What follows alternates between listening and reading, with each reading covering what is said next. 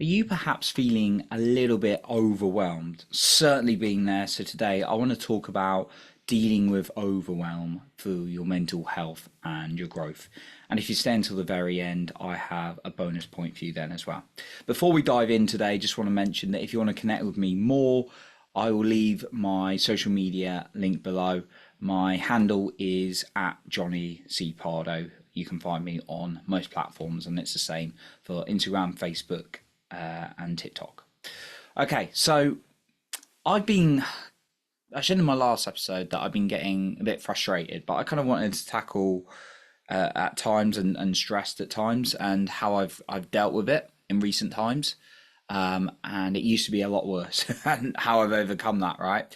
And I talked about frustration previously, but I really wanted to talk about overwhelm when we're like, what do we do? What do we do? Do what we do?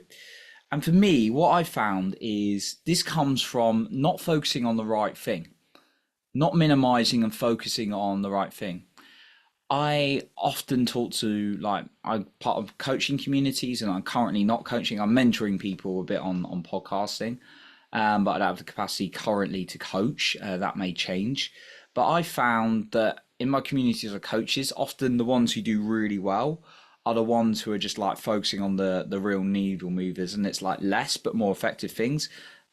And those are things like having conversations with people, and then talking about like their challenges, sorry, the client's challenges, and then maybe enrolling them. Whilst other people I see just being very busy doing course after course after course, designing things that are really going to move forward. And to be honest, a lot of that is fear. It's because they don't want to go out and have the conversations with people and do the things they need to do because they fear rejection. But that's actually not going to help them move forward. As an example. And for me, I've been guilty, maybe not of like the fear of rejection necessarily, although that's obviously something that does come up in my life because I'm a human being. But often it's from some kind of fear or block in another way. And I'm just not narrowing down. It's often the fear of like not messing up or being certain if I do enough things, I'll definitely get it right. And when we come from a place of fear, and honestly, I've been there so many times, it's not a great place to come from, rather than driven from love.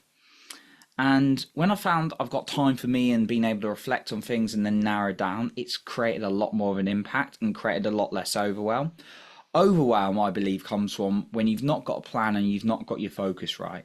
Now, of course, life can come in and throw you all kind of things, and that's why I found it really important to step back and then just not start with so many things in the first place.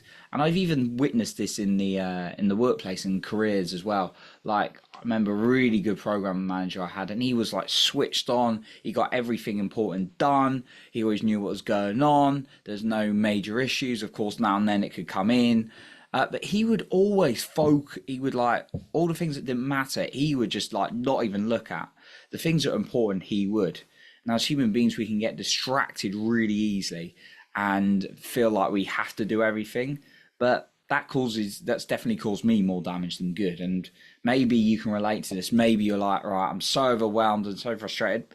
Are you really honing in on what matters though? That really, really matters if you're honest with yourself, or you've just been keeping busy? Because we're going to talk about this in order to reduce overwhelm, because when we get overwhelmed, it can be, I found it really damaging personally for my mental health, because I'm like overthinking, I'm not present with people, I'm not able to relax and enjoy myself, right?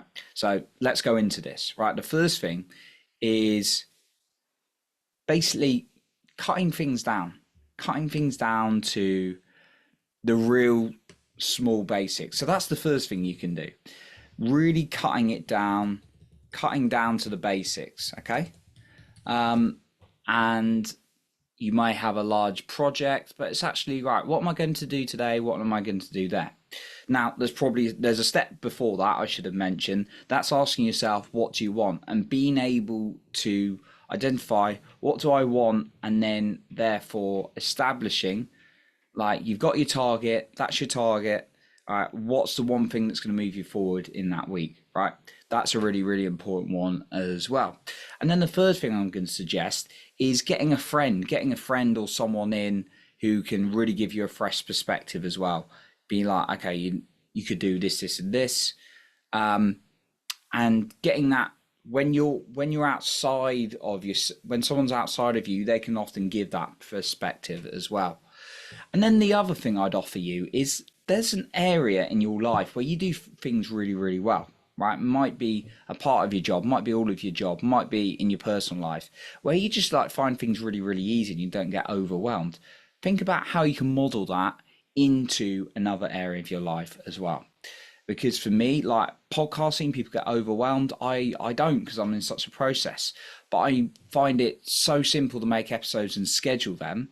I put in a bit of work, but once I started that rocket off, it's just an ongoing rocket. I know how to do my podcast and don't get overwhelmed. So I'm like, how can I use that expertise, being able to do that really well, into other areas of my life now? Because there are areas where I'm going to get overwhelmed. So this is how I really transfer it. Now, I've got a final point I really want to share with you, but just to go on to that, I want to mention again that if you want to connect with me more, you can find me on social media, and my handle is at jonnycpardoe on Instagram, Facebook, TikTok, and that is linked in the show notes below.